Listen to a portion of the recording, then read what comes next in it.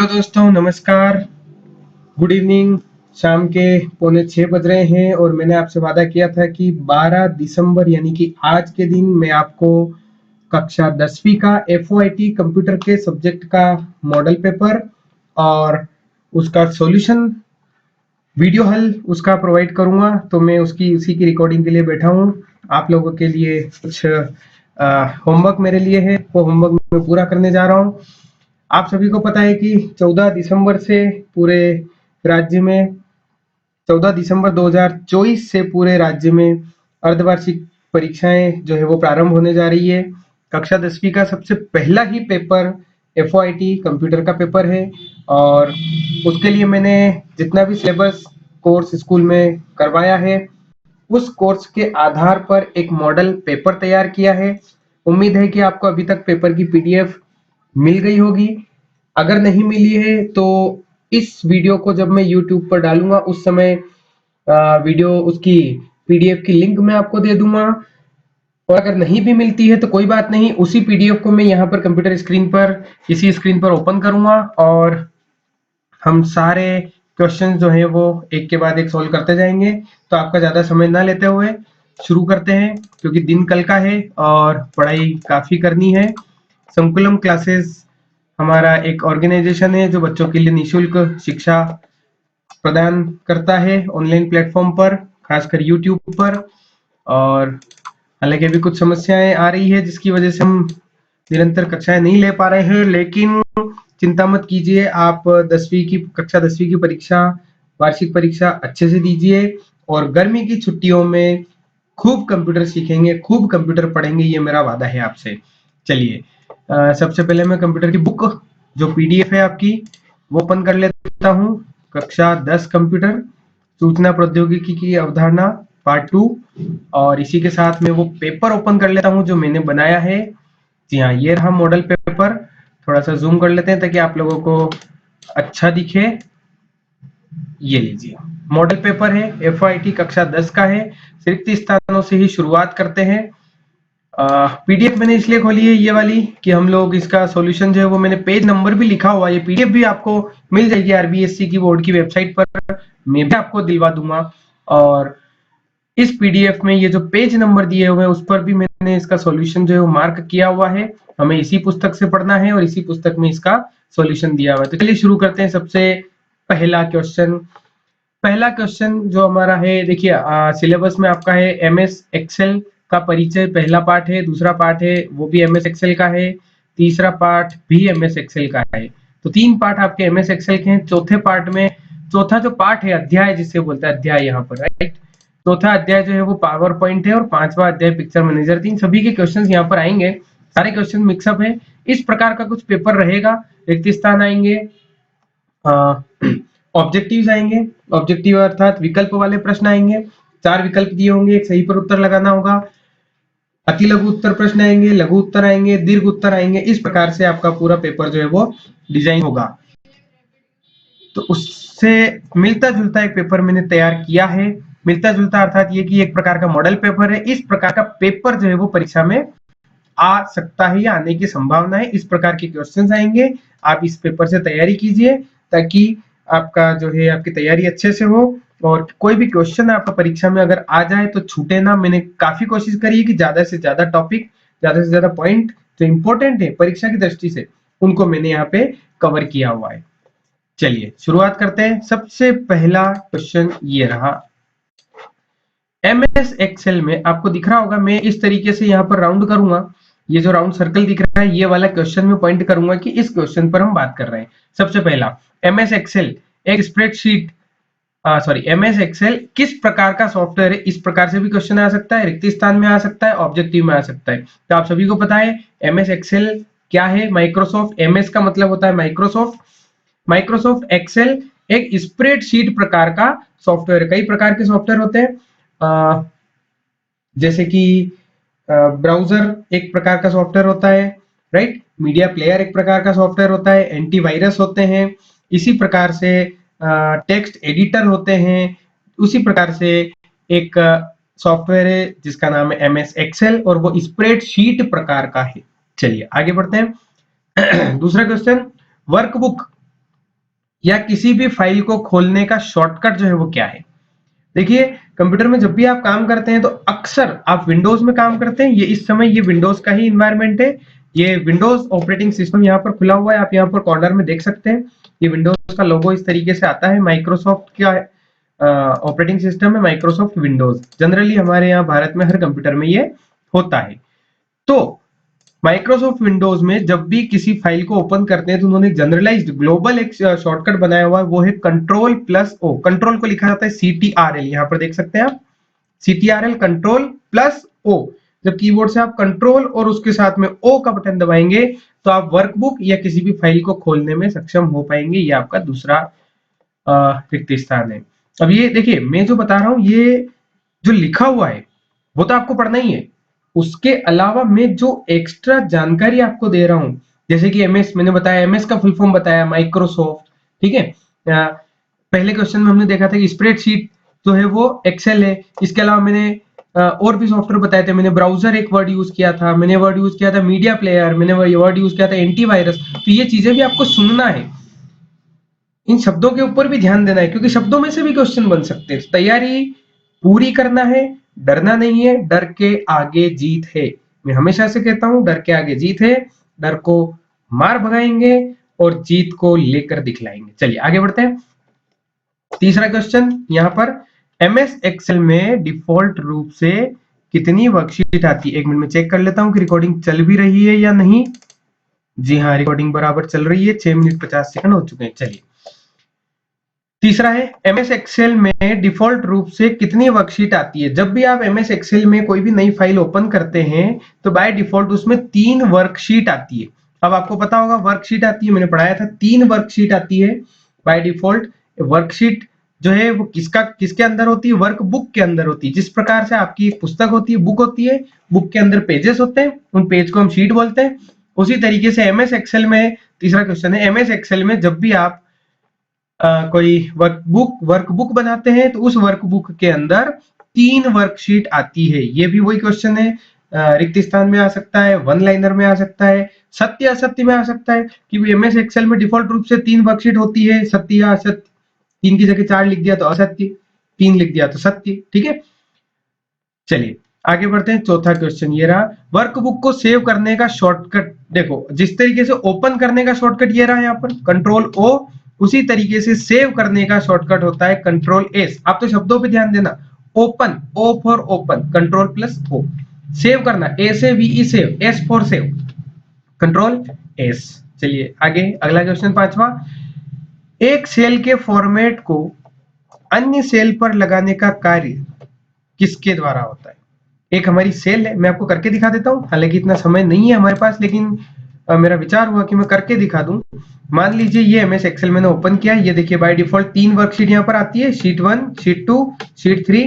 ये भी मैंने दिखा दिया आपको। ये देखिए ओपन, ये ओपन करना है, इसका शॉर्टकट है कंट्रोल ओ, स्क्रीन पर आ गया।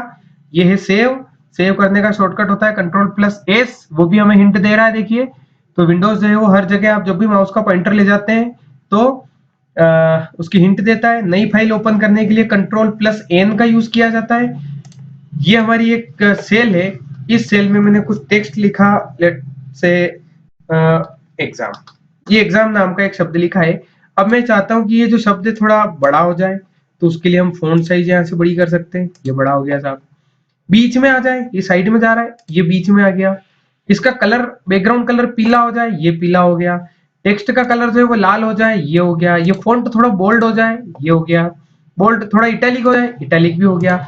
अब यहाँ पर मैंने लिखा रिजल्ट। अब ये रिजल्ट तो बड़ा अजीब सा दिख रहा है, यानी कि नॉर्मल सा दिख रहा है। अब मैं चाहता हूं कि ये रिजल्ट इस एग्जाम जैसा ही हो जाए, तो उसके लिए प्रश्न यही पूछ रहा है, एक सेल के फॉर्मेट को अन्य सेल पर लगाने का कार्य कौन करता है। ये सेल है, इसके जैसी इसका फॉर्मेट पूरा उठा के यहां लगाना है, इसके जैसी इसको बनाना है। तो उसके लिए क्या किया जाएगा, उसके लिए यूज होता है फॉर्मेट पेंटर का, ठीक है। फॉर्मेट पेंटर का सिंबल कहां रहा, ये रहा। ये किसमें रहता है, होम टैब के अंदर क्लिप बोर्ड नाम के बॉक्स में, ये यहां पर रहता है फॉर्मेट पेंटर। तो मैं इस सेल को सिलेक्ट करूंगा, ये देखिए फॉर्मेट पेंटर, यहां पे इसको सिलेक्ट करूंगा तो ये इसका इसका जो फॉर्मेट है वो मेरे पास इस ब्रश में आ चुका है। और जिस भी सेल पर लगाना है उसके ऊपर सिंपली क्लिक करेंगे तो वो सेल जो है वो उसके जैसी ही हो जाएगी। ये होता है आपका फॉर्मेट पेंटर। तो ये क्वेश्चन बिल्कुल आने की संभावना है, बहुत इंपॉर्टेंट क्वेश्चन है एमएस एक्सेल का, कि एक सेल के फॉर्मेट को अन्य सेल पर लगाने का कार्य कौन करता है? फॉर्मेट पेंटर करता है। हाँ जी, देखिए मुझे पीछे से थोड़ा सा गाइडेंस मिल रहा है कि इतना डिटेल में ना बताएं क्योंकि दिन कल का ही है और एक ही दिन में इतनी तैयारी करना है, तो प्रैक्टिकल ज्यादा ना बताते हुए थ्योरी पर ध्यान दें। चलिए थ्योरी पे ही ध्यान देते हैं सब, आपकी आज्ञा शर्मा थे। चलिए आगे बढ़ते हैं। छठवां क्वेश्चन, एक्सेल में फॉर्मूले को किस चिन्ह से शुरू किया जाता है? एक्सेल शीट में जब भी फॉर्मूला लिखते हैं तो हमेशा याद रखना, फॉर्मूला मतलब क्या? किसी का कुछ जोड़ घटाव, तो फाइनली क्या मिलता है? रिजल्ट मिलता है। तो रिजल्ट को किससे दर्शाते हैं? इक्वल टू से। फॉर्मूले को भी किससे दर्शाते हैं? इक्वल टू साइन से, बराबर के चिन्ह से। छठवां क्वेश्चन, एक्सेल में फॉर्मूले को बराबर के चिन्ह से दिखाया जाता है या शुरू किया जाता है। आगे बढ़े। एक्सेल में कितने प्रकार के फॉन्ट स्टाइल उपलब्ध हैं? एक्सेल में 4 प्रकार के फॉन्ट स्टाइल जो है वो उपलब्ध हैं। देखिए मैं फिर आ गया हूं बताने के लिए, लेकिन चलिए चलिए चलिए चलिए प्रैक्टिकल बाद में करेंगे, फिलहाल याद रख लो एमएस एक्सेल में 4 प्रकार के फॉन्ट स्टाइल अवेलेबल होते हैं। सॉरी आगे, आठवां, बार चार्ट में जो बार बनते हैं उन बार पर संख्या को दर्शाने के लिए किसका उपयोग किया जाता है? संख्या को दर्शाने के लिए लेबल का उपयोग किया जाता है। लेबल मतलब उसके ऊपर कुछ लिखना, उसकी जानकारी लिखना है।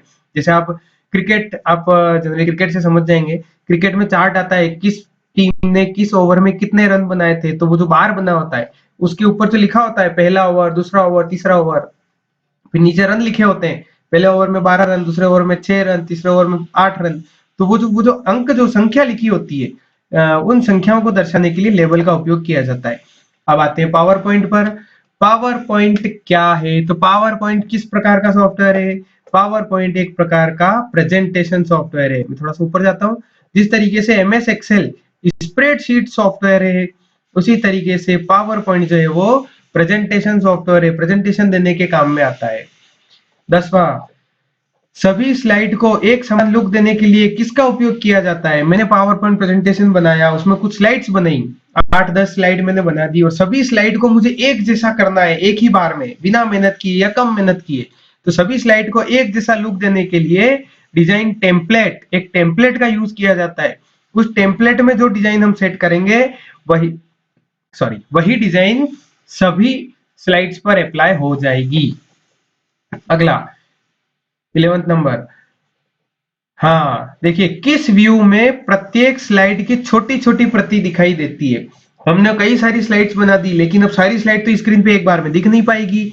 तो सारी स्लाइड्स को स्क्रीन पे देखना या बहुत ज्यादा स्लाइड्स को स्क्रीन पर छोटे छोटे रूप में देखना है, तो उसके लिए क्या यूज किया जाता है? उसके लिए ये व्यू यूज किया जाता है, उसका नाम है स्लाइड सॉर्टर व्यू। चलिए 12वां क्वेश्चन, पूर्ण स्क्रीन पर, फुल स्क्रीन पर प्रेजेंटेशन शुरू करने का शॉर्टकट क्या है? जब भी आप प्रेजेंटेशन पावर पॉइंट में बना लिया, आप उसको पब्लिक को प्रेजेंट करना है, आप कहीं सेमिनार में है, हॉल में है, वहां पे प्रेजेंट करना है, तो प्रेजेंटेशन शुरू करने का जो शॉर्टकट है वो है F5। और F क्या होती है? F जो है वो फंक्शन कीज होती है। कीबोर्ड में सबसे ऊपर 12 बटन होते हैं, F1 से लेके F12 तक, उसमें से 5वें नंबर का F5 का बटन है, उससे प्रेजेंटेशन शुरू होता है। 13वां क्वेश्चन, कंप्यूटर के दुरुपयोग संबंधी अधिनियम। हाँ, कंप्यूटर का दुरुपयोग अगर आप करते हो तो उसके संबंधित जो अधिनियम थे, जो कानून था, वो कब बना? वो बना था सन 2000 में, याद रखना 2000 सन 2000 में कंप्यूटर के दुरुपयोग से संबंधित जो नियम थे वो कानून भारत सरकार में संविधान में जोड़े गए थे। कंप्यूटर द्वारा तैयार किया गया व्यापार, कंप्यूटर द्वारा किया गया व्यापार, हाँ साहब, व्यापार तो सभी करते हैं, लेकिन कंप्यूटर के द्वारा जो व्यापार किया जाता है उसे क्या कहा जाता है? उसे कहा जाता है ई कॉमर्स या ई बिजनेस, ई बिजनेस कहा जाता है। चलिए आगे बढ़ते हैं। G2C का फुल फॉर्म, G2C का फुल फॉर्म, ये फुल फॉर्म सारे मैंने आपको लिखवाए थे, याद करना है। B2B बिजनेस टू बिजनेस होता है, B2C बिजनेस टू कंज्यूमर होता है ना। G2C गवर्नमेंट टू कंज्यूमर होता है, ये रहा G2C। G2C का अर्थ होता है G मतलब गवर्नमेंट, C मतलब कंज्यूमर, उपभोक्ता। सरकार से डायरेक्ट उपभोक्ता तक अगर कोई वस्तु पहुंचती है तो उसे कहा जाता है G2C। ईमेल, ईमेल का फुल फॉर्म क्या होता है ये भी मैंने बताया है आपको। ईमेल, ई का मतलब होता है इलेक्ट्रॉनिक, इलेक्ट्रॉनिक मेल, ऐसा मैसेज, ऐसा संदेश भेजने का तरीका जो इलेक्ट्रॉनिक रूप में होता है उसे ईमेल कहा जाता है। E for electronic. 17 number question, आधिकारिक व्यक्ति या संस्था द्वारा प्राप्त संदेश क्या कहलाता है?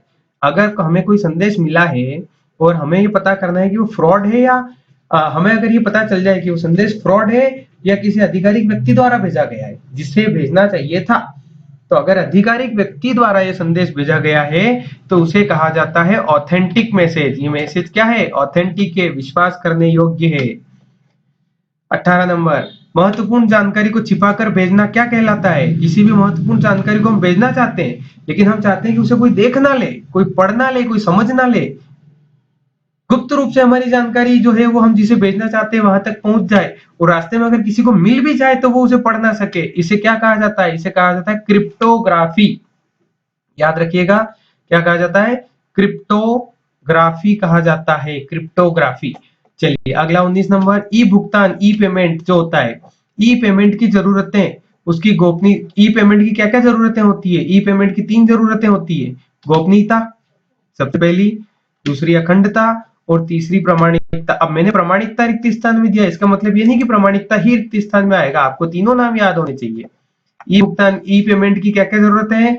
गोपनीयता होनी चाहिए, कॉन्फिडेंशियल होना चाहिए, ठीक है, अखंडता होनी चाहिए, वो खंडित नहीं होना चाहिए। बीच में जैसे आप पेमेंट करते हो कभी कभी पेमेंट फेल हो जाता है, लिंक टूट जाती है, तो इस टाइप की वो नहीं होना चाहिए, अखंड होना चाहिए।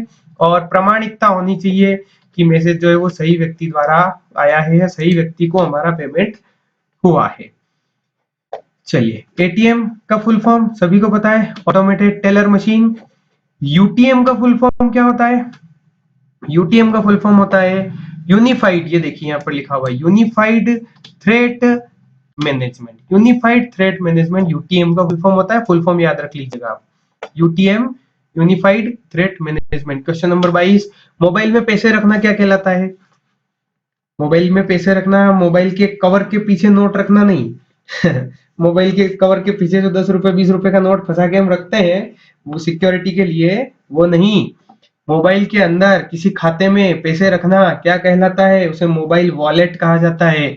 जैसे कि फोन पे होता है, पेटीएम होता है, ये सारे आपके मोबाइल वॉलेट है। अगला क्वेश्चन यही है, देखिए क्वेश्चन नंबर 23, फोन पे, पेटीएम आदि क्या है?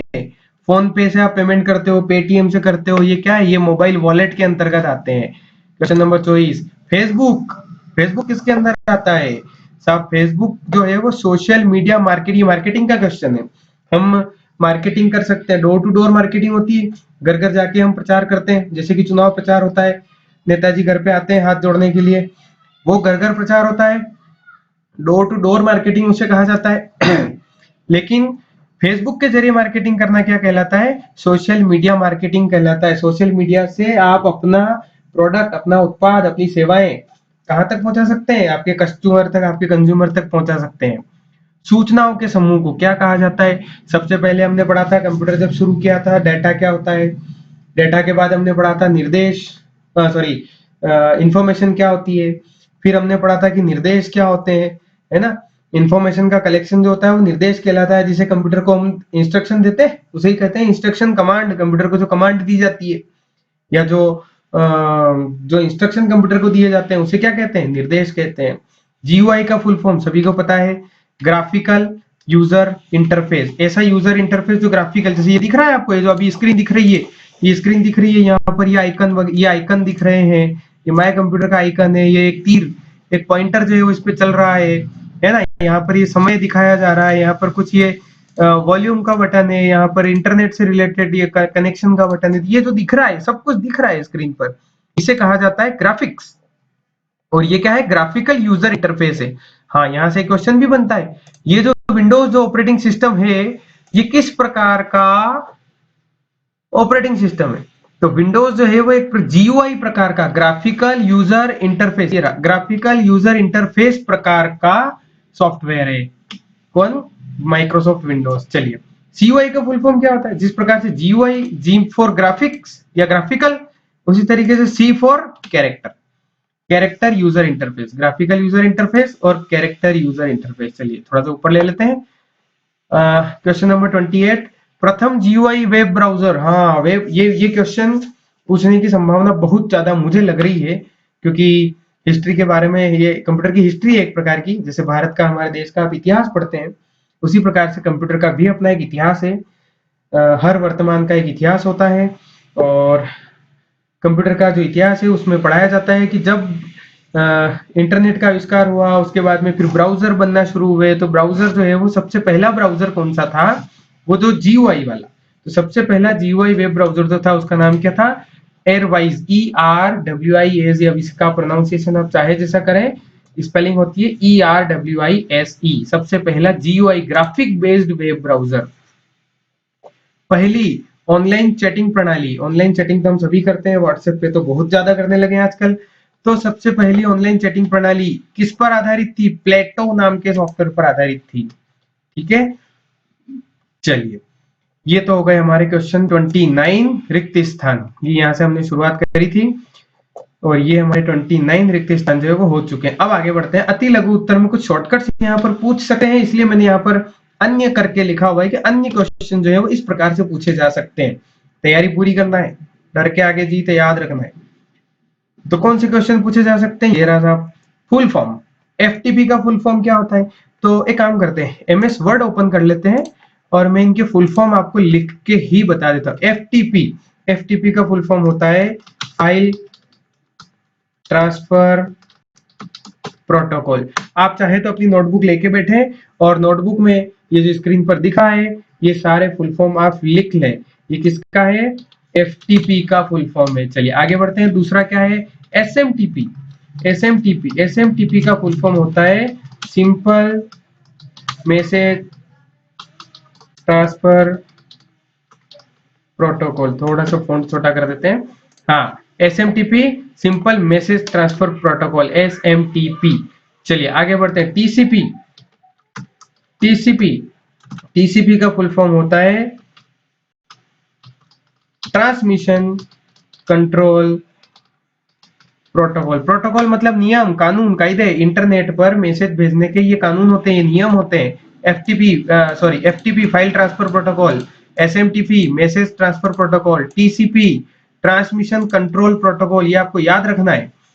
आईपी सबसे इंपॉर्टेंट, आईपी इंटरनेट प्रोटोकॉल, आई मतलब internet, P for protocol, internet protocol. HTTP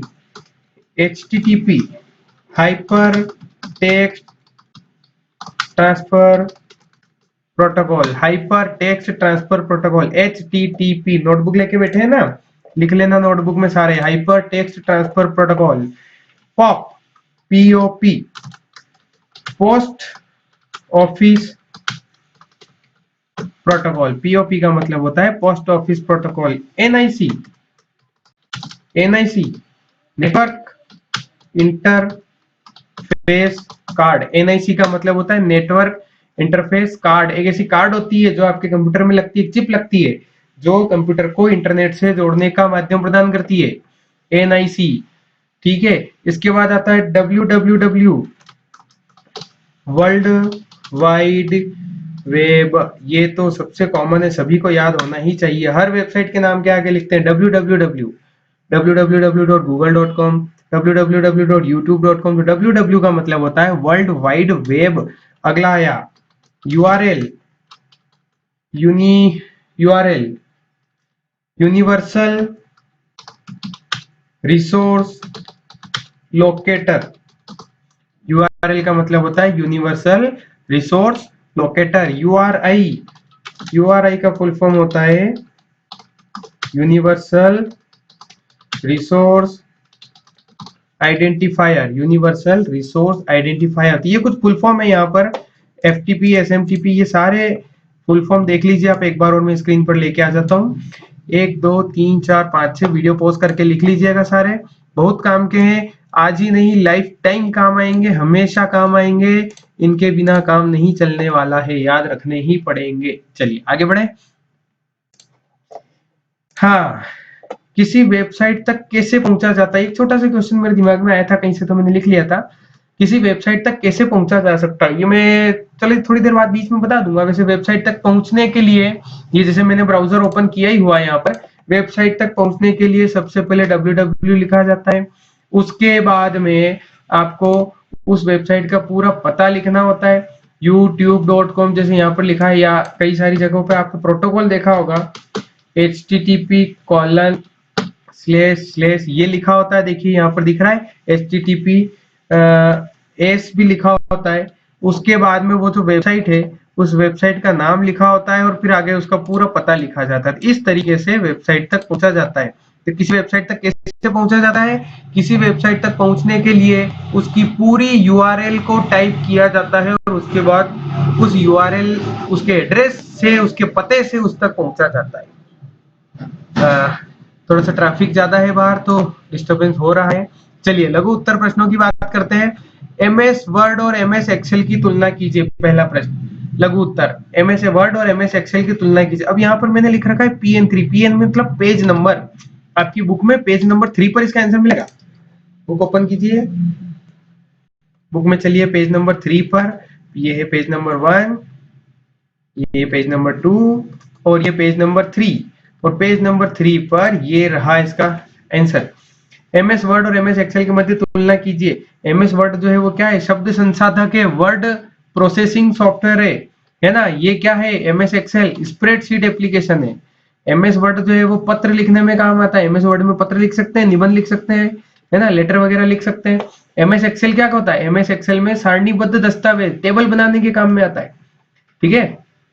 MS word में क्या किया जाता है, एमएस वर्ड में टेक्स्ट स्वरूपण, ये देखिए एमएस वर्ड में टेक्स्ट स्वरूपण, टेक्स्ट की फॉर्मेटिंग आवश्यक है। जहां पे टेक्स्ट की फॉर्मेटिंग आवश्यक है उस जगह एमएस वर्ड का उपयोग किया जाता है। लेकिन जहां पे रिकॉर्ड रखना है और संख्यात्मक डेटा रखना है, जैसे कि बच्चों के फीस का रिकॉर्ड रखना है, बच्चों की स्कॉलरशिप का रिकॉर्ड रखना है, स्कूल की अटेंडेंस मेंटेन करना है, उस जगह क्या होता है, एक्सेल का यूज किया जाता है। MS Excel, sorry MS Word, MS Excel की जो तालिका होती है उसको वर्ड में सम्मिलित कर सकते हैं। एक्सेल की जो फाइल है उसको वर्ड में ला सकते हैं, लेकिन वर्ड की फाइल को एक्सेल में सम्मिलित नहीं किया जा सकता है। याद रखना, एक्सेल की फाइल वर्ड में आ सकती है, वर्ड की फाइल एक्सेल में नहीं जा सकती है। आगे उन्नत फॉर्मेटिंग सुविधाएं होती है। एमएस एक्सेल में जो सॉरी एमएस वर्ड में जो सुविधाएं होती है बहुत उन्नत होती है। बहुत अच्छे से आप ग्राफिक्स तैयार कर सकते हो, पूरी पूरी किताब आप उसमें छाप सकते हो, बहुत अच्छे से डिजाइनिंग कर सकते हो। लेकिन एमएस एक्सेल में उतनी ज्यादा सुविधाएं नहीं होती है। ठीक है। एमएस वर्ड में क्या है, हाँ अब ये देखो, एमएस वर्ड में समीकरण और सूत्र नहीं लिख सकते। एमएस वर्ड में खाली वर्ड्स लिख सकते हैं, किताब वगैरह जो लेटर टाइप करना है वो कर सकते हैं। लेकिन अगर आपको कुछ समीकरण लिखना है, कुछ सूत्र लिखना है, कुछ फॉर्मूले लिखना है, ऑटोमेटिक कुछ कैलकुलेशन करना है, तो वो किस में होगा, वो एमएस एक्सेल में होगा। ये इसका उत्तर है। आप वीडियो में देख के भी लिख सकते हैं, तैयारी कर सकते हैं, सुन के भी याद कर सकते हैं, और किताब में जो पेज नंबर 3 पर ये उत्तर दिया हुआ है इसे भी आप रेफर कर सकते हैं। आगे बढ़ते हैं। वर्कशीट और वर्कबुक को समझाइए। वर्कशीट और वर्कबुक क्या होती है, पेज नंबर 4 पे लिखा हुआ है, ये पेज नंबर 4 है। वर्कशीट और वर्कबुक क्या है, जब भी आप एक्सेल को प्रारंभ करते हैं तो क्या होता है, एक नई वर्कबुक चालू हो जाती है। ठीक है, एक वर्कबुक बने मतलब एक्सेल की जो फाइल होती है उस फाइल को कहा जाता है, ये देखो लिखा हुआ है यहाँ पे, मैं जो बोल रहा हूँ वो किताब मैंने पहले ही लिखा हुआ है। बहुत बढ़िया। ये देखिए, एमएस एक साधारण एक्सेल फाइल को ही वर्कबुक कहा जाता है, ये याद रखना, बस फाइल को ही वर्कबुक कहा जाता है। और एक वर्कबुक के अंदर क्या होता है, जो कि अलग अलग वर्कशीट से मिलके, वर्कबुक के अंदर वर्कशीट होती है। ठीक है, मैंने पहले भी बताया था बुक के अंदर पेज होते हैं, उसी तरीके से वर्कबुक के अंदर वर्कशीट होती है। तो वर्कबुक और वर्कशीट को समझाइए। अगला क्वेश्चन, एमएस एक्सेल में नई वर्कशीट जोड़ने की प्रक्रिया क्या है। एमएस एक्सेल आपने ओपन किया, उसके बाद कोई वर्कशीट अगर जोड़ना है, नई वर्कशीट अगर ऐड करना है तो कैसे करेंगे। ये रहा, कहाँ गया, ये रहा वर्कशीट को जोड़ना, पेज नंबर 8 पर। मौजूदा वर्कशीट के अंत में एक नई वर्कशीट को जोड़ना है तो स्क्रीन के नीचे इंसर्ट वर्कशीट टैब पर क्लिक करें। देखिए मैं जोड़ के बता देता हूँ। ये एमएस एक्सेल है, वर्कशीट 1 है यहाँ पर, वर्कशीट 2 वर्कशीट 3 है। मुझे चौथी शीट अगर जोड़ना है तो ये बटन है यहाँ पर, इंसर्ट वर्कशीट, इस पे क्लिक करेंगे तो वर्कशीट 4 आ गई। देखिए एक वर्कशीट जुड़ गई।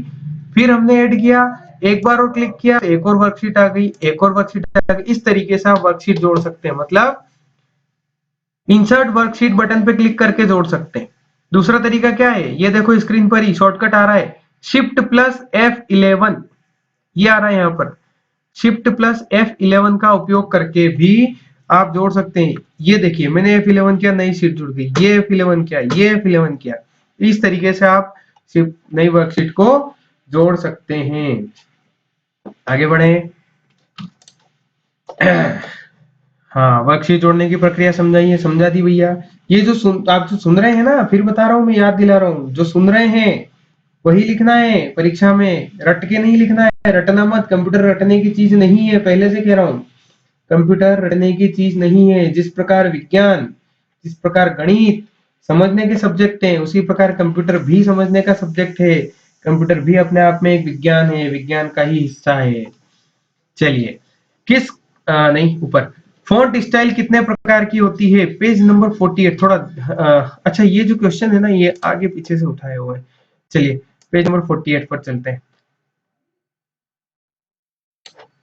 पेज नंबर 48 पर लिखा है, ये एमएस वर्ड के क्वेश्चन आ गए हैं कि भैया एमएस वर्ड में फॉन्ट स्टाइल जो है वो कितने प्रकार की होती है। तो एमएस वर्ड में 4 प्रकार की फॉन्ट स्टाइल होती है। कौन कौन सी, ये देखिए फॉन्ट स्टाइल 4 प्रकार के होते हैं, रेगुलर, बोल्ड, इटैलिक और बोल्ड इटैलिक। 4 प्रकार के क्या होते हैं, 4 प्रकार के फॉन्ट स्टाइल होते हैं, सॉरी 4 प्रकार के फॉन्ट स्टाइल होते हैं, रेगुलर, बोल्ड, इटैलिक और अंडरलाइन, बोल्ड इटैलिक। ठीक है, 4 प्रकार के फॉन्ट स्टाइल जो है वो इसके अंदर होते हैं। किस कमांड का उपयोग, अगला क्वेश्चन 5वां, किस कमांड का उपयोग करके एक्सेल में फॉर्मेट सेल डायलॉग बॉक्स को लॉन्च कर सकते हैं। फॉर्मेट सेल, सेल को फॉर्मेट करना है, उसका डायलॉग अगर ओपन करना है तो कौन सी कमांड का यूज होता है, ये देखिए पेज नंबर 47 पर, फॉर्मेट सेल डायलॉग बॉक्स। इस डायलॉग की मदद से क्या कर सकते हैं आप, सेल को फॉर्मेट कर सकते हैं, सेल की नंबरिंग वगैरह कैसे करना है, डेट एंड टाइम क्या क्या करना है, परसेंटेज कैसे सेट करना है, टेक्स्ट में क्या करना है, और देखिए आप उसका अलाइनमेंट, उसका फॉन्ट, बॉर्डर, ये सब आप उसमें सेट कर सकते हो किसी भी एक सेल में। तो ये जो डायलॉग है कैसे ओपन होता है, तो उस ओपन करने के लिए 2 तरीके हैं। पहला तो ये रहा, Ctrl+1 कमांड का उपयोग कीजिए, ये रहा। आप Excel cells dialog box open करने के लिए Ctrl+1 कमांड का उपयोग कर सकते हैं, पहला आंसर। दूसरा आंसर क्या है, होम के अंदर फॉन्ट, फिर उसके अंदर होम अलाइनमेंट या होम में नंबर डायलॉग बॉक्स का लॉन्चर पर क्लिक करके भी उस सेल को, उसको फॉर्मेट सेल को जो है ओपन किया जा सकता है। तो ये 2 तरीके हैं। चलिए आगे बढ़ते हैं। वर्कशीट की फॉर्मेटिंग पर टिप्पणी लिखिए। अब देखिए टिप्पणी जहां पर भी आएगी ना, वहां पर आपको अपना दिमाग लगाना पड़ेगा। फॉर्मेट, इसीलिए मैंने यहाँ पर पेज नंबर नहीं लिखा है, ठीक है। वर्कशीट फॉर्मेटिंग पर टिप्पणी लिखी। ये जो एक वर्कशीट है, इस वर्कशीट की फॉर्मेटिंग कैसे की जा सकती है, तो फॉर्मेटिंग के लिए ये सारी चीजें यूज होती है। आपको थोड़ा थोड़ा सबके ऊपर लिखना है कि ये जो वर्कशीट है, इसको हम क्या कर सकते हैं, हम इसमें फॉन्ट स्टाइल यूज कर सकते हैं, फॉन्ट अलग अलग प्रकार के फॉन्ट होते हैं, इनका उपयोग कर सकते हैं, फॉन्ट की साइज जो है वो बड़ी छोटी कर सकते हैं ना, अलग अलग साइज, फॉन्ट की अलग अलग स्टाइल होती है। देखो बोल्ड, अभी अपन ने पढ़ा था, बोल्ड, इटैलिक, अंडरलाइन, इनका यूज कर सकते हैं, बैकग्राउंड कलर दे सकते हैं, ठीक है, टेक्स्ट को कलर दे सकते हैं, इनका अलाइनमेंट लेफ्ट राइट सेंटर, जैसे कि मान लो ये इतना बड़ा है, ठीक है, तो अलाइनमेंट देखिए आप, लेफ्ट में हो गया, सेंटर में हो गया, राइट में हो गया, ये अलाइनमेंट कर सकते हैं। तो ये सारी क्या है, फॉन्ट की स्टाइलिंग है। इसके आप ऊपर बॉर्डर लगा सकते हो, चारों तरफ इसके ऊपर बॉर्डर आ गई है ना, इस तरीके से आप इसके जो है अलाइनमेंट, सॉरी, इसकी जो फॉर्मेटिंग है वो कर सकते हो। तो ये फॉर्मेटिंग के ऊपर आपको टिप्पणी लिखना पड़ेगी।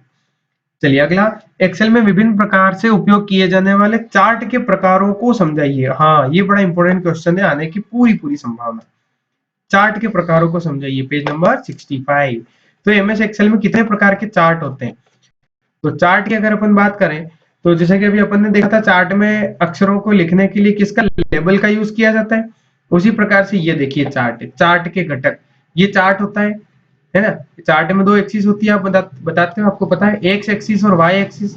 एक्स अक्ष और वाई अक्ष कहते हैं उस अक्ष, एक्स अक्ष और वाई अक्ष होती है, ठीक है। इस तरीके से आप चार्ट बनाइए। ये जो दिख रहा है, ये थोड़ा सा बड़ा करते हैं, ये दिख रहा है आपको 53, 55, 63, ये अजय, अजय के मार्क्स हैं, ये अखिल के मार्क्स हैं, फिर ये अनिल के मार्क्स हैं। 3 अलग अलग विषय हैं, और 3 विषय में इन विद्यार्थियों के जो नंबर यहाँ पे मार्क्स दिए हुए हैं, ये लेबल, इसको कहते हैं लेबल।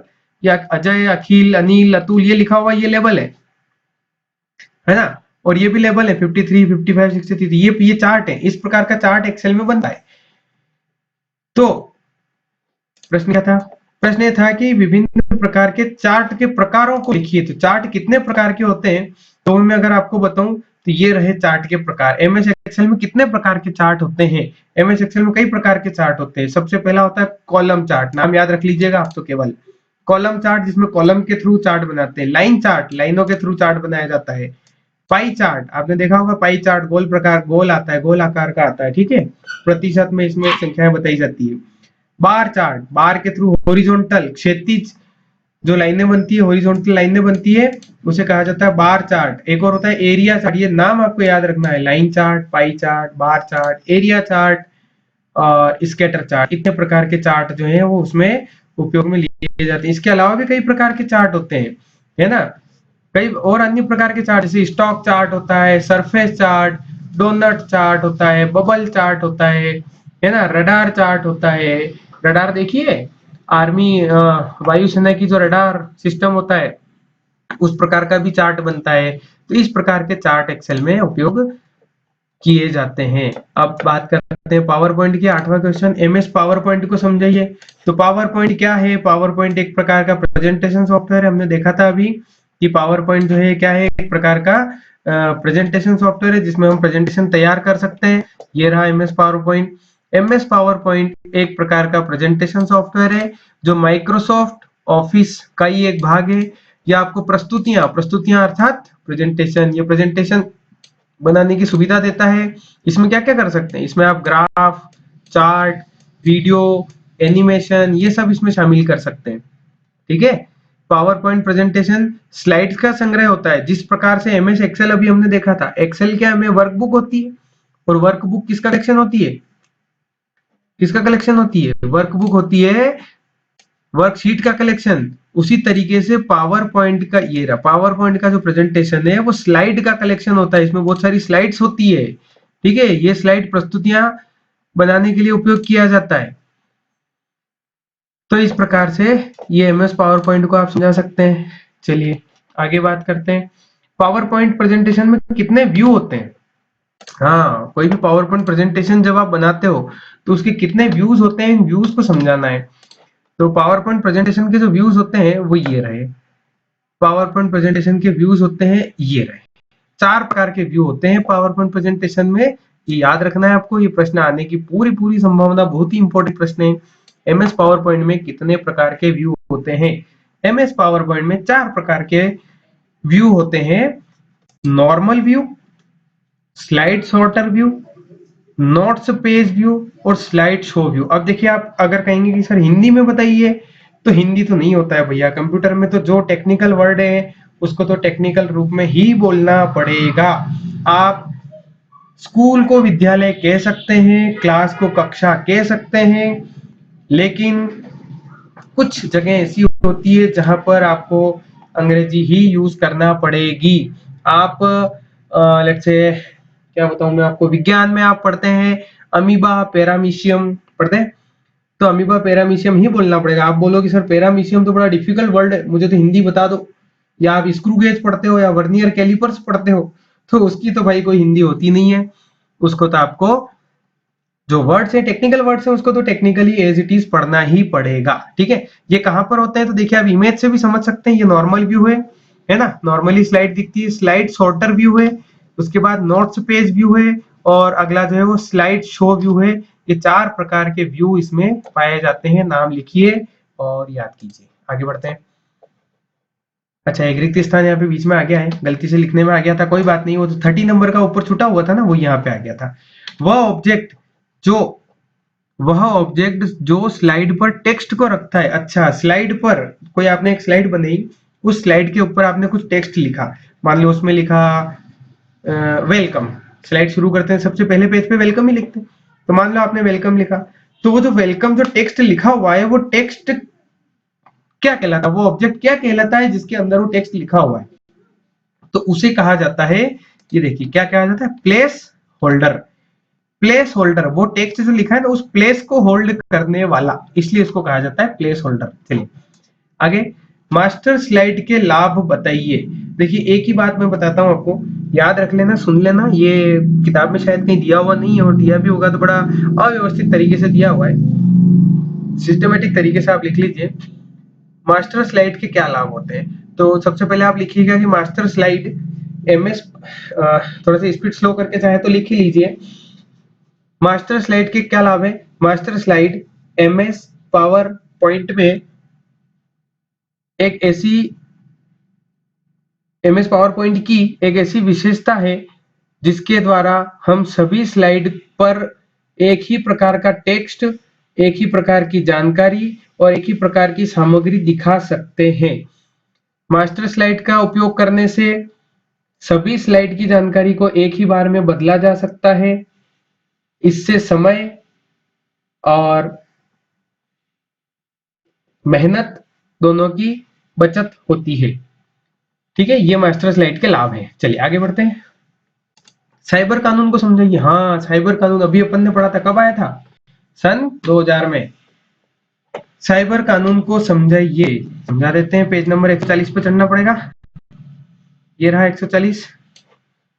साइबर अपराध और साइबर कानून। देखिए साइबर कानून को समझाइए, ये रहा साइबर कानून। साइबर कानून कानूनी मान्यता के लिए, कानूनी मान्यता के लिए है ना, इलेक्ट्रॉनिक दस्तावेजों, जितने भी आपके इलेक्ट्रॉनिक दस्तावेज होते हैं, जैसे कि आपने कोई ईमेल भेजा है, या आपके पास कोई फोटो खींचा हुआ है, या कोई पीडीएफ है, या किसी प्रकार का लेटर जो है वो इलेक्ट्रॉनिक रूप से अगर आया हुआ है, तो इलेक्ट्रॉनिक दस्तावेजों और ई फाइलों और ई कॉमर्स के में लेन देन का समर्थन करने के लिए एक रूपरेखा प्रदान करता है ये कानून। ठीक है, और इससे भी इंपॉर्टेंट, साइबर अपराधों की जांच करने के लिए भी ये कानून बना हुआ है कि जो इंटरनेट के थ्रू जो पत्र व्यवहार हो रहा है, ईमेल वगैरह हो रहे हैं, या जो कागजों का जो आदान प्रदान हो रहा है, या पैसों का जो आदान प्रदान हो रहा है, जो पेमेंट वगैरह हो रहा है ना, ई कॉमर्स जिसको हम कहते हैं, तो उसके कंट्रोल के लिए, उसके ऊपर नजर रखने के लिए, और उसमें जो अपराध हो रहे हैं उन अपराधियों की धरपकड़ करने के लिए और उन्हें सजा देने के लिए एक कानून बनाया गया, एक प्रावधान लाया गया है, जिसे कहा जाता है क्या, साइबर कानून। साइबर कानून इसका कब कब लॉन्च हुआ था। कंप्यूटर का दुरुपयोग, सूचना, कंप्यूटर का दुरुपयोग करना किस में आता है, सूचना प्रौद्योगिकी अधिनियम सन 2000 में आता है। ठीक है, तो ये है साइबर कानून, इसके बारे में आपको लिखना है। अगला, फिशिंग पर टिप्पणी लिखी। अरे फिशिंग तो मैंने आपको बताया था 143 पर। फिशिंग का मतलब क्या होता है, फिशिंग, अरे मछली पकड़ने वाला फिशिंग नहीं। ठीक है, फिशिंग द्वारा, फिशिंग मतलब क्या, हम मछली को जिस तरीके से मूर्ख बनाते हैं, मछली को हम दाना डालते हैं, या मछली पकड़ने वाला जो है वो मछली को दाना डालता है, और दाना डालने के बाद मछली को लगता है कि खाने की चीज है, वो उस वस्तु को खाने के लिए जाती है, लेकिन उसमें एक कांटा लगा होता है, उस कांटे में मछली फंस जाती है और मछली मारी जाती है। यही तरीका है इंटरनेट पर भी लोगों के साथ धोखा करने का, जिसे कहा जाता है फिशिंग। फिशिंग का अर्थ होता है इंटरनेट पर नकली वेबसाइट। देखिए जिस तरीके से मछली को नकली खाना खिलाया जाता है, उसी तरीके से नकली वेबसाइट या नकली ईमेल के माध्यम से इंटरनेट यूजर के साथ की जाने वाली धोखाधड़ी जो है, उसे क्या कहा जाता है, फिशिंग कहा जाता है। बस इतनी सी डेफिनेशन आपको लिखना है। फिशिंग द्वारा इंटरनेट पर नकली वेबसाइट या नकली ईमेल के माध्यम से इंटरनेट यूजर्स के साथ की गई धोखेबाजी को फिशिंग कहा जाता है। ठीक है, अब फिशिंग में क्या क्या होता है वो डिटेल आप चाहो तो आगे पढ़ सकते हो, कि भैया फिशिंग में जो है निजी जानकारी को धोखे से चुरा लिया जाता है और उसका गलत उपयोग किया जाता है ना। जैसे कि आपने कभी कभी देखा होगा कि डुप्लीकेट ईमेल हो जाती है, same same email, same phone number copy हो जाते हैं, डुप्लीकेट सिम बना लेते हैं लोग, तो वो क्या है, वो फिशिंग ही है सारी। ठीक है, आपकी बैंक की जानकारियां, आपका नाम, मोबाइल नंबर, आपके क्रेडिट कार्ड नंबर, आपके बैंक के पासवर्ड, अकाउंट नंबर इत्यादि, जो ये भी जो जानकारियां होती है, ये जानकारियां आप खो देते हैं। इसका अर्थ ये है कि आप उनकी उनकी जो है वो सामने वाला उनकी कॉपी बना लेता है, और आपको उनकी नकली चीजें देके और आपको जो है वो आपके साथ धोखाधड़ी कर देता है। इसे फिशिंग कहा जाता है। अगला, सॉफ्टवेयर की पायरेसी। पायरेसी का मतलब क्या होता है, ये रहा। सॉफ्टवेयर की पायरेसी का मतलब क्या होता है, कहाँ गया पायरेसी, पेज नंबर 143। सॉफ्टवेयर की पायरेसी, पायरेसी का मतलब होता है डुप्लीकेट बनाना, कॉपी करना। ठीक है, देखो मूवी रिलीज होती है, मूवी रिलीज होती है उसके बाद हम क्या करते हैं, टिकट खरीद के पैसा दे के मूवी देखने थिएटर में जाते हैं। लेकिन फ्री में देखना हो तो क्या करते हैं, उसकी डुप्लीकेट कॉपी आ जाती है ना इंटरनेट पे। तो वही तो है पायरेसी। पायरेसी का मतलब क्या, कि ओरिजिनल जो मूवी है, ओरिजिनल जो कंटेंट है उसका डुप्लीकेट बना देना, और डुप्लीकेट बना के मार्केट में बेचना ही कहलाता है पायरेसी। चलिए सिस्टमेटिक पढ़ते हैं। तो मैंने एग्जांपल बताया, लिखना क्या है, लिखना यह है कि सॉफ्टवेयर पायरेसी जो है अनधिकृत, अनधिकृत रूप से नकल करना, रिप्रोडक्शन करना मतलब उसके जैसे ही और बनाना, रिप्रोडक्शन करना, उसका उपयोग करना, या उन सॉफ्टवेयर उत्पादों का निर्माण करना जो है वो क्या कहलाता है, पायरेसी कहलाता है। ओरिजिनल सॉफ्टवेयर की डुप्लीकेट कॉपी करना, या फोटोकॉपी आप समझ सकते हो, कॉपी करके अप्रमाणित व्यक्ति द्वारा मार्केट में बेचा जाना और उससे आर्थिक लाभ कमाना सॉफ्टवेयर पायरेसी कहलाता है। चलिए बौद्धिक संपदा, बौद्धिक संपदा को समझाइए, ये भी मैंने समझा रखा है आपको। बौद्धिक संपदा मतलब क्या, कि आपकी जो बुद्धि है, आपकी बुद्धि ने जो भी नए नए आविष्कार किए हैं, नया जो भी आपकी बुद्धि ने सोचा है, वो सब आपकी खुद की संपदा है। मेरे दिमाग की उपज मेरी संपदा है, बौद्धिक संपदा, है ना। आईपी, इंटेलेक्चुअल प्रॉपर्टी, पी मतलब प्रॉपर्टी, जैसे कि घर, खेत, जमीन, ये हमारी प्रॉपर्टी होती है।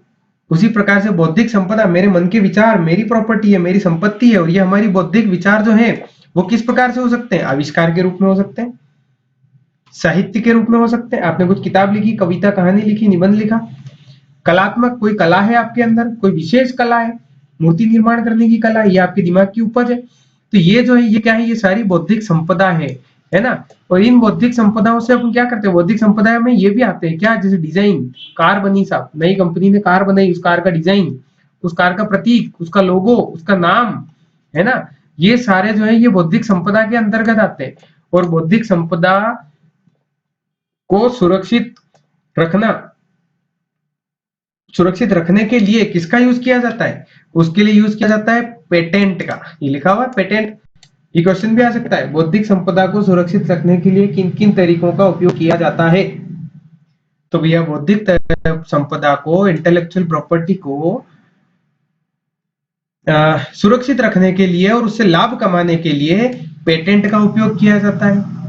3 इडियट मूवी देखी है, फुंगसुक वांगडू, फुंगसुक वांगडू ने पेटेंट अपने नाम पे कराए थे, मतलब उसने जो भी आविष्कार किया था उस आविष्कार पे उसने अपना नाम लिखवाया कि ये मैंने, इसका खोज मैंने करी है, इसका आविष्कार मैंने किया है। ठीक है, कॉपीराइट किया जा सकता है उसको, ताकि कोई दूसरा उसको चुरा ना ले। दूसरा तरीका है, पहला तरीका है पेटेंट, दूसरा है कॉपीराइट, और तीसरा है ट्रेडमार्क। ट्रेडमार्क का लिखा होता है टीएम, टीएम लिखा होता है बहुत सारी जगहों पर, वही होता है ट्रेडमार्क। तो इनका उपयोग किया जाता है किसके लिए, बौद्धिक संपदा को सुरक्षित रखने के लिए। चलिए, समाज के लिए ई कॉमर्स के लाभ लिखिए। अरे बहुत सारे लाभ हैं। क्वेश्चन नंबर 16, ई कॉमर्स के लाभ लिखिए, किसके लिए, समाज के लिए। तो ई कॉमर्स के तो हमारे बहुत सारे लाभ है, बहुत फायदा है ई कॉमर्स से। तो हमको क्या क्या फायदा है, क्या क्या विशेषताएं हैं, देखते हैं। ये रहे, ये रहे, ई कॉमर्स से हमको क्या क्या लाभ है। ई कॉमर्स का मतलब क्या, मोबाइल से खरीदारी करना। ई कॉमर्स का मतलब मोबाइल से, कंप्यूटर से, लैपटॉप से घर बैठे खरीदारी करना। और इसके क्या क्या लाभ है, इसके लाभ ये है कि भैया खरीद फरोख्त करने के लिए यात्रा नहीं करना पड़ती है, बाहर नहीं जाना पड़ता है, दुकान पे नहीं जाना पड़ता है, सामान सीधा घर पे आ जाता है। तो खरीदारी करने के लिए बाहर नहीं जाना पड़ता है। इससे क्या होता है, वायु प्रदूषण कम होता है, सड़कों पे यातायात भी कंट्रोल में रहता है।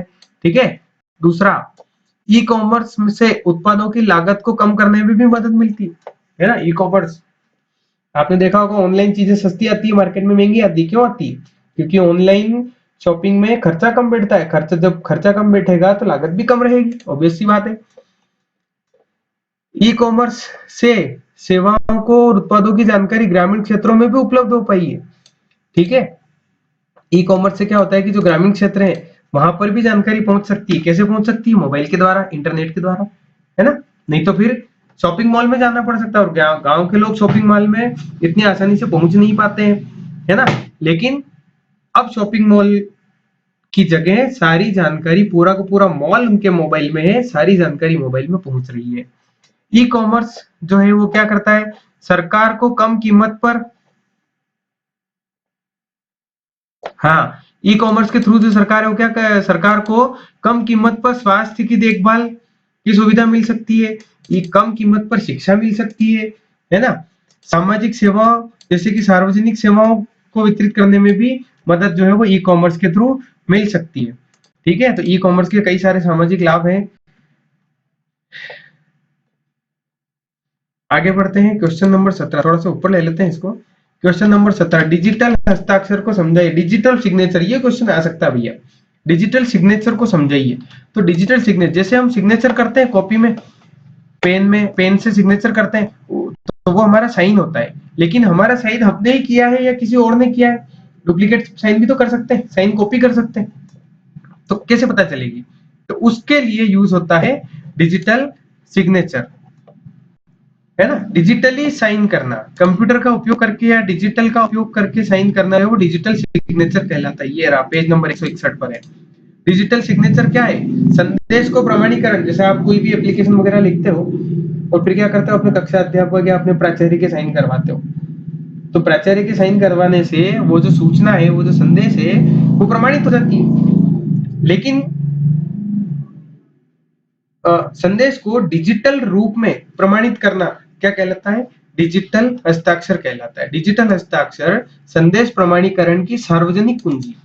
ठीक है, भौतिक दुनिया में देखिए, अभी मैंने बताया हस्तलिखित या टाइप संदेशों पर जो है हस्ताक्षर, हाथ का उपयोग से हाथ से हस्ताक्षर करते हैं, लेकिन डिजिटल तरीके से जो हस्ताक्षर किया जाता है, वो डिजिटल डेटा से जो हस्ताक्षर किया जाता है, वो होता है आपका डिजिटल सिग्नेचर।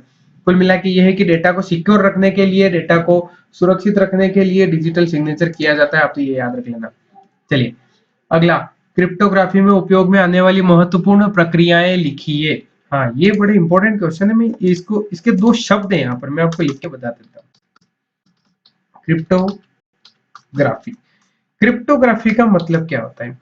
क्रिप्टोग्राफी का मतलब होता है कि मैसेज को एक जगह से दूसरी जगह तक भेजने के लिए उसको सिर्फ सुरक्षित रखना, उसको गोपनीय तरीके से ऐसा पैक करना कि कोई खोल नहीं पाए।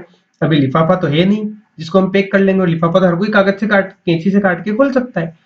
हम बात कर रहे हैं डिजिटल मैसेज की, कि डिजिटल मैसेज जब भी भेजा जाता है, तो डिजिटल मैसेज जब भी भेजा जाता है तो उसको क्रिप्टोग्राफी के थ्रू सिक्योर किया जाता है। सिक्योर करने के दो तरीके होते, इसमें दो टर्मिनोलॉजी होती है। एक तो होता है इंक्रिप्शन। इंक्रिप्शन मतलब क्या? डेटा को अच्छे तरीके से एनकोड करना, ऐसा सिक्योर कर देना कि कोई उसे समझ नहीं पाए। और दूसरा होता है इसी का रिवर्स, DECRY, डिक्रिप्शन।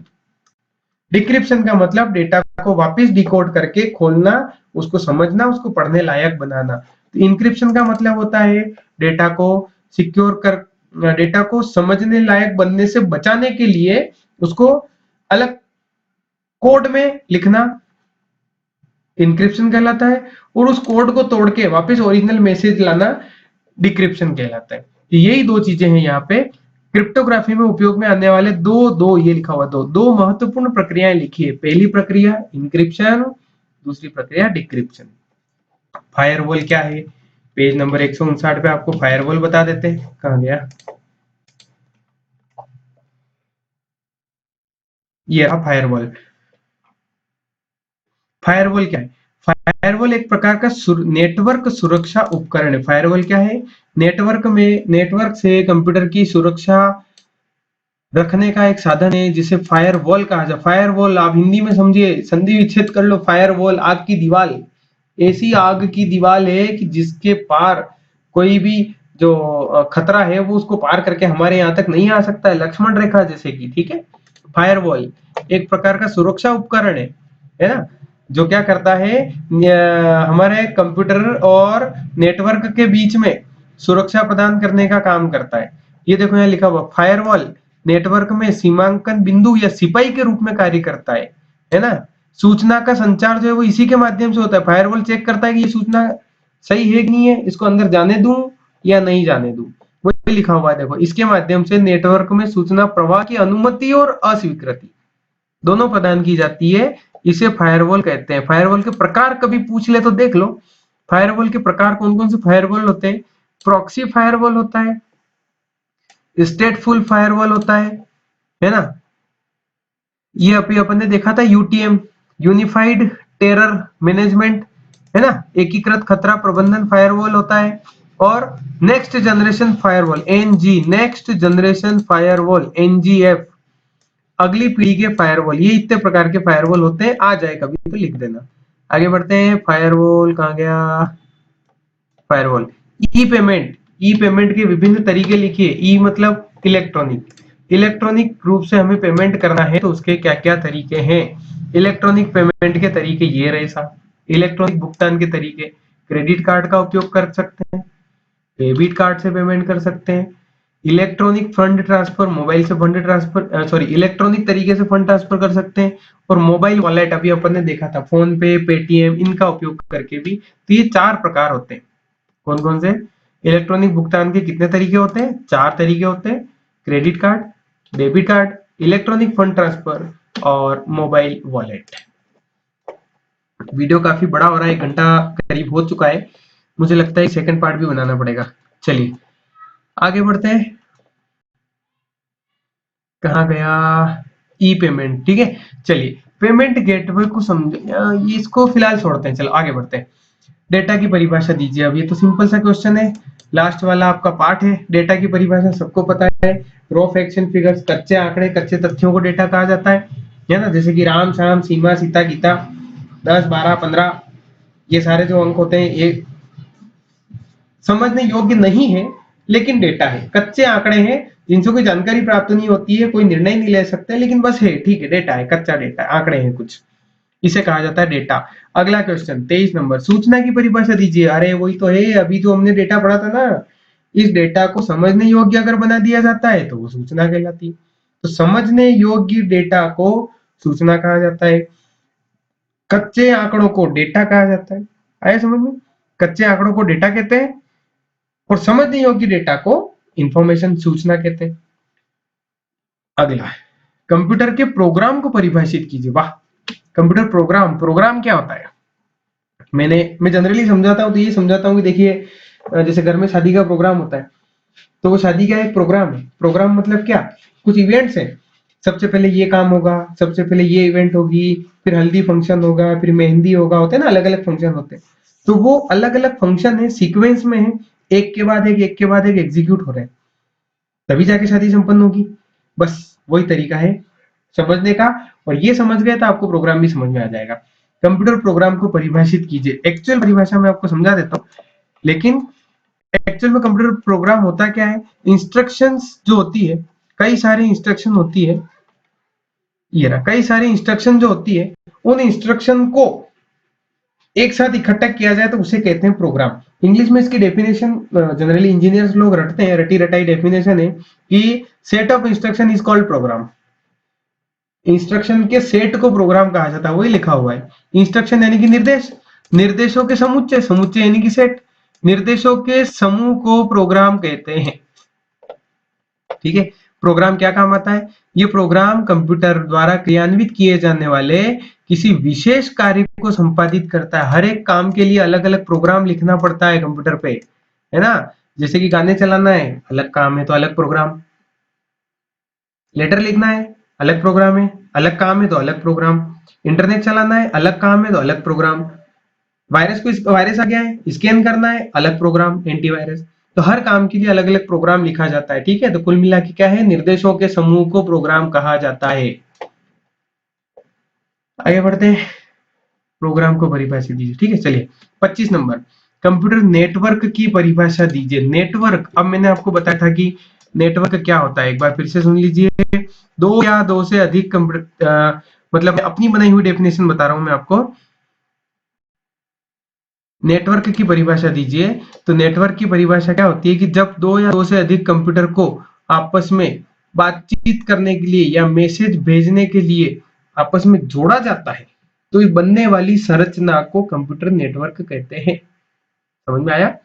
फिर से सुनो, जब दो या दो से अधिक कंप्यूटर्स को आपस में मैसेज भेजने के लिए जोड़ा जाता है तो बनने वाली संरचना को कंप्यूटर नेटवर्क कहा जाता है।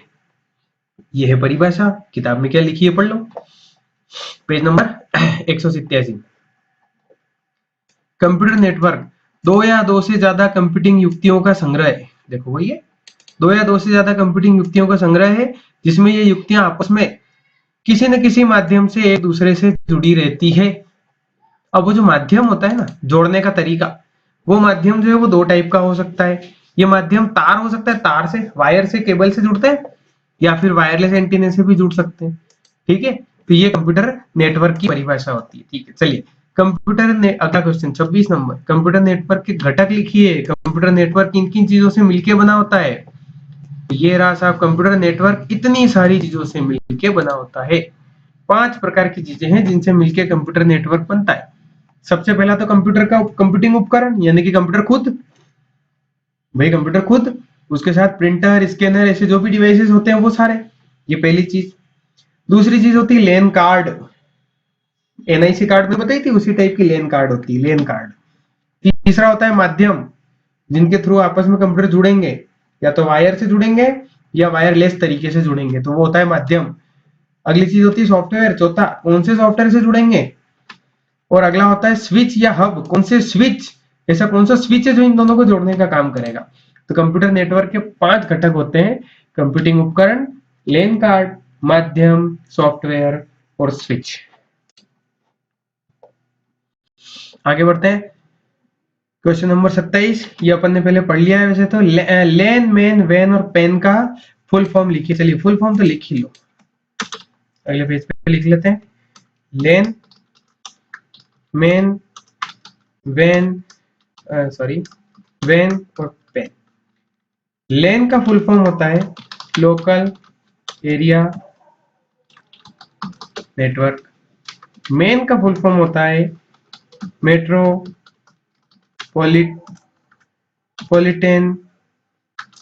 Area network. वैन का फुल फॉर्म होता है वाइड एरिया नेटवर्क।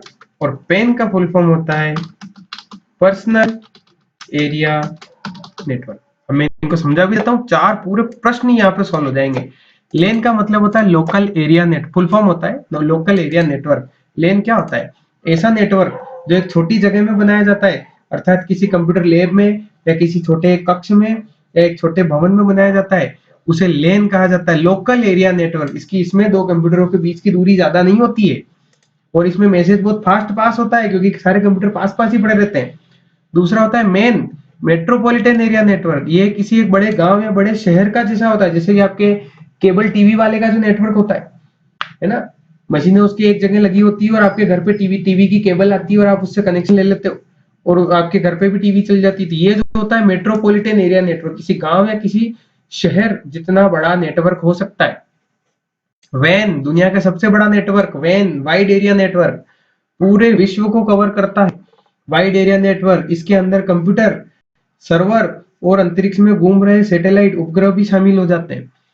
और ये होता है पेन, पर्सनल एरिया नेटवर्क, सबसे छोटा नेटवर्क, पर्सनल एरिया नेटवर्क। हमारे पर्सनल यूज के लिए हम जो नेटवर्क बनाते हैं उसको पर्सनल एरिया नेटवर्क कहते हैं। जैसे उदाहरण बताओ, उदाहरण, ब्लूटूथ से 2 मोबाइल कनेक्ट किए हैं, एक मोबाइल से दूसरे मोबाइल में हम कुछ गाना या कुछ फाइल ट्रांसफर कर रहे हैं, तो जो दोनों मोबाइल के बीच में जो ब्लूटूथ से जो कनेक्शन बना है वो है PAN, personal area network. Personally हमने एक नेटवर्क बनाया है छोटे से काम के लिए, बहुत छोटी दूरी के लिए। ठीक है, तो लैन, मैन, वैन और पेन, फुल फॉर्म भी याद रखना, परिभाषा भी याद रखना, उदाहरण भी याद रखना, कुछ भी आ सकता है।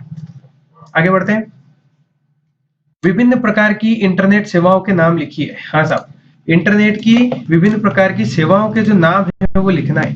अब इंटरनेट की कौन कौन सी सेवाएं होती है ये देखिए, ये रही विभिन्न प्रकार से इंटरनेट का उपयोग, इंटरनेट की सेवाएं, सॉरी ये रही इंटरनेट की सेवा। इंटरनेट पर क्या क्या सेवाएं हो सकती है, तो इंटरनेट पे क्या क्या हम कुल मिला के इंटरनेट की क्या क्या उपयोग, जो उपयोग है वही सेवाएं हैं। इंटरनेट पे क्या क्या कर सकते हो वो सब लिख दो। इंटरनेट पे ईमेल भेज सकते हैं, ये रहा इलेक्ट्रॉनिक ईमेल। हाँ चलिए, इंटरनेट पर इलेक्ट्रॉनिक ईमेल भेज सकते हैं, इलेक्ट्रॉनिक मेल, ऑनलाइन चैटिंग कर सकते हो, ऑनलाइन चैट भी इसका एक सेवा है। फाइल ट्रांसफर कर सकते हो, एक जगह से दूसरी जगह फाइल भेजना है तो भेज सकते हो, है ना, ये सुविधाएं होती है। इंटरनेट पर आप क्या कर सकते हो, वेबसाइट देख सकते हो, उसमें आप कोई लेख लिखे हुए हैं, कोई ब्लॉग वगैरह लिखे हुए हैं तो उनको आप पढ़ सकते हो, है ना, ये सारी इंटरनेट की क्या है, सुविधाएं हैं। चलिए आगे बढ़ते हैं। Search engine, search engine, browser, social media site, messenger, virus, antivirus. अच्छा, इनके नाम लिखना है, बहुत बढ़िया, बहुत अच्छा क्वेश्चन है।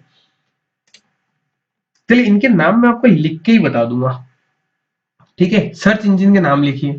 सर्च इंजिन जिनसे आप इंटरनेट पर सर्च करते हो, सबसे कॉमन सर्च इंजिन जो घर घर में पाया जाता है, गूगल, है ना। उसी तरीके से माइक्रोसॉफ्ट का बिंग है, याहू है, ये क्या है, सर्च इंजिन है। ब्राउजर के नाम लिखिए। ब्राउजर वो सॉफ्टवेयर जिससे आप इंटरनेट चलाते हो, जैसे कि ये ब्राउजर यहाँ पर, ये देखो, ये कौन सा ब्राउजर है, ये गूगल क्रोम, ये मोजिला फायरफॉक्स, है ना। एक और होता है यहाँ पे इंटरनेट एक्सप्लोरर, कहाँ गया,